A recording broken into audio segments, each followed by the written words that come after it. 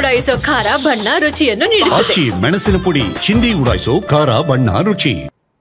ಮತದಾರರ ಪಟ್ಟಿ ಪರಿಷ್ಕರಣೆ ಗೊಂದಲ, ಕಾಂಗ್ರೆಸ್ನ ಓಟ್ ಚೋರಿ ಅಭಿಯಾನ, ಹೀಗೆ ಸಾಕಷ್ಟು ವಿಚಾರವಾಗಿ ರಾಷ್ಟ್ರ ರಾಜಕಾರಣದಲ್ಲಿ ಸದ್ದು ಮಾಡುತ್ತಿರುವ ಬಿಹಾರದಲ್ಲಿ ಮತಯುದ್ಧಕ್ಕೆ ಮುಹೂರ್ತ ಫಿಕ್ಸ್ ಆಗಿದೆ.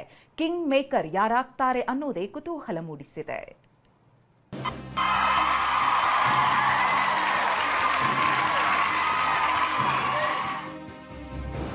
ಬಿಹಾರ ವಿಧಾನಸಭೆ ಚುನಾವಣೆಗೆ ನವೆಂಬರ್ ಮುಹೂರ್ತ.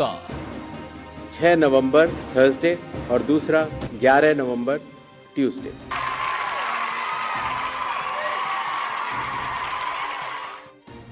ಏಳು ಹಂತದಲ್ಲಿ ಮತದಾನ, ನವೆಂಬರ್ನಲ್ಲೇ ಫಲಿತಾಂಶ. ರಾಷ್ಟ್ರ ರಾಜಕಾರಣದಲ್ಲಿ ತೀವ್ರ ಸಂಚಲನ ಮೂಡಿಸಿರುವ ಬಿಹಾರ ವಿಧಾನಸಭೆ ಚುನಾವಣೆಗೆ ಕೊನೆಗೂ ಮುಹೂರ್ತ ಫಿಕ್ಸ್ ಆಗಿದೆ.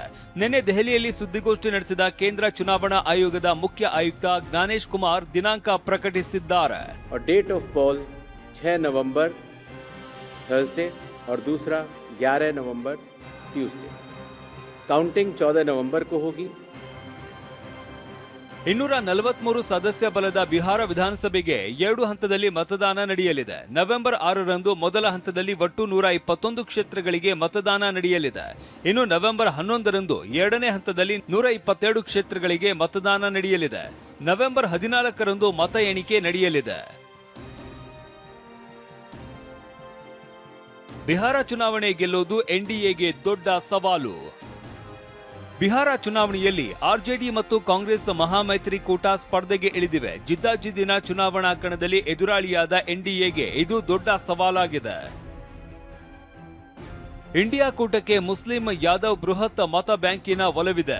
ಯುವ ಜನರಲ್ಲಿ ಆರ್ಜೆಡಿ ನಾಯಕ ತೇಜಸ್ವಿ ಯಾದವ್ ಜನಪ್ರಿಯತೆ ಪಡೆದಿದ್ದಾರೆ. ರಾಹುಲ್ ಗಾಂಧಿ ನೇತೃತ್ವದ ವೋಟರ್ ಅಧಿಕಾರ ಯಾತ್ರೆ ಕಾರ್ಯಕ್ರಮ ಯಶಸ್ವಿಯಾಗಿದೆ. ರಾಹುಲ್ ರ್ಯಾಲಿ ರಾಜ್ಯಾದ್ಯಂತ ನಡೆದು ಕಾರ್ಯಕರ್ತರಲ್ಲಿ ಹೊಸ ಉತ್ಸಾಹ ತುಂಬಿದೆ. ಹಳೆ ಜಂಗಲ್ ರಾಜ್ ಇಮೇಜ್ನಿಂದ ಹೊರಬರುವುದಕ್ಕೆ ಯುವ ಜೋಡಿಗೆ ಅವಕಾಶವಿದೆ. ಇನ್ನು ಇಂಡಿಯಾ ಒಕ್ಕೂಟದ ಮೈನಸ್ ಪಾಯಿಂಟ್ಸ್ಗಳು ಏನು ಅಂತ ನೋಡೋದಾದ್ರೆ, ಆರ್ಜೆಡಿ ಪಕ್ಷದಲ್ಲಿ ಅತಿಯಾದ ಕುಟುಂಬದ ಹಸ್ತಕ್ಷೇಪವಿದೆ. ಲಾಲು ಕುಟುಂಬದ ಕಾನೂನು ಕಂಟಕಗಳೇ ಅಡ್ಡಿಯಾಗಬಹುದು. ತೇಜಸ್ವಿ ಯಾದವ್ ನಾಯಕರಾಗಿದ್ದರೂ ಪಕ್ಷದಲ್ಲಿ ಲಾಲು ಕುಟುಂಬ ಸದಸ್ಯರ ಪ್ರಭಾವ ಹೆಚ್ಚಾಗಿದೆ. ಲಾಲು ಕುಟುಂಬ ಸದಸ್ಯರು ಇಡಿ ತನಿಖೆ ಎದುರಿಸ್ತಾ ಇದ್ದಾರೆ. ಕಾಂಗ್ರೆಸ್ ಸೇರಿದಂತೆ ಮಿತ್ರ ಪಕ್ಷಗಳು ಕಡಿಮೆ ಸ್ಥಾನ ಒಪ್ಪಿಕೊಳ್ಳಬೇಕಾದ ಒತ್ತಡವಿದೆ. ಇನ್ನು ಎನ್ಡಿಎ ಮಿತ್ರಕೂಟದ ಪ್ಲಸ್ ಮತ್ತು ಮೈನಸ್ ಪಾಯಿಂಟ್ಸ್ ಏನು ಅಂತ ನೋಡೋದಾದ್ರೆ, ಬಿಹಾರದಲ್ಲಿ ಅತಿ ಹೆಚ್ಚು ಕಾಲ ಸಿಎಂ ಆಗಿದ್ದ ನಿತೀಶ್ ಕುಮಾರ್ ಉತ್ತಮ ಆಡಳಿತ ನೀಡುವ ಇಮೇಜ್ ಹೊಂದಿದ್ದಾರೆ. ಇನ್ನು ಬಿಜೆಪಿ ಮತ್ತು ಜೆಡಿಯು ಪಕ್ಷಗಳ ಸುಸಂಘಟಿತ ಕಾರ್ಯಕರ್ತರ ಜಾಲವೇ ಇದೆ. ಚಿರಾಗ್ ಪಾಸ್ವಾನ್ರ ಎಲ್ಜೆಪಿ ಮತ್ತು ಹಿಂದೂಸ್ತಾನಿ ಅವಾಮ ಮೋರ್ಚಾದ ಬಲವಿದೆ. ಇನ್ನು ಎನ್ಡಿಎ ಮೈತ್ರಿಕೂಟದ ಮೈನಸ್ ಏನು ಅಂತ ನೋಡೋದಾದ್ರೆ, ಬಿಹಾರ ರಾಜಕೀಯದಲ್ಲಿ ನಿತೀಶ್ ಕುಮಾರ್ಗೆ ಪಲ್ಟು ರಾಮ್ ಎಂಬ ಅಪಖ್ಯಾತಿ ಇರೋದು ಎನ್ಡಿಎಗೆ ಕಂಟಕವಾಗುವ ಸಾಧ್ಯತೆ ಇದೆ. ಆಗಾಗ ಮಿತ್ರ ಪಕ್ಷಗಳನ್ನ ಬದಲಿಸುವ ಪ್ರವೃತ್ತಿಯಿಂದ ಮತದಾರರಲ್ಲಿ ಗೊಂದಲ ಇದೆ. ಬಿಜೆಪಿಯ ಕಠಿಣ ಹಿಂದುತ್ವದ ನಿಲುವಿನಿಂದಾಗಿ ನಿತೀಶ್ ಕುಮಾರ್ ಜೊತೆಗಿದ್ದ ಮುಸ್ಲಿಮರು ಮೈತ್ರಿಕೂಟದಿಂದ ದೂರವಾಗುವ ಸಾಧ್ಯತೆ ಇದೆ. ಬಿಹಾರ ಚುನಾವಣೆ ಎನ್ಡಿಎ ಮತ್ತು ಮಹಾಮೈತ್ರಿಕೂಟಕ್ಕೆ ಅಗ್ನಿ ಪರೀಕ್ಷೆಯಾಗಿದೆ. ಹರೀಶ್ ಜೊತೆ ಮಹೇಶ್ ಈರಣ್ಣ, ಟಿವಿ9 ದೆಹಲಿ.